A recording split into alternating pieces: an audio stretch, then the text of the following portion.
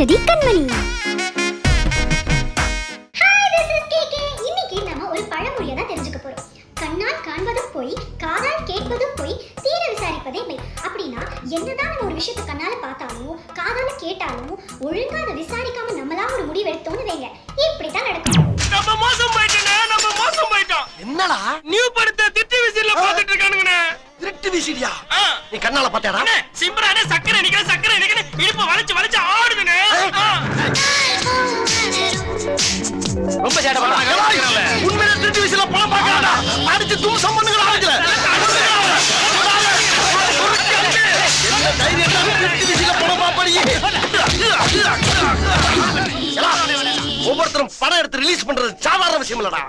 ஒரு தாய் ஒரு குழந்தைய பெத்தெடுக்கிறதுக்கு சமம்டா. அத வாங்கி ஒரு தேட்டுக்காரன் ஓட்டுறதுக்கு என்ன பாடுபடுறான் தெரியுமா உனக்கு? திருட்டு விசிறிக்காக தான் அடிச்சியா? இன்னுமா தெரியல? இந்த டிவில கொஞ்சம் ஓரமா பாரு. என்னத்த ஓரமா பாக்குறது? சன் டிவில ஒரு பட பாடல் போடுறாங்கடா. நாலாரி மூணு கிழமை. ஐயோ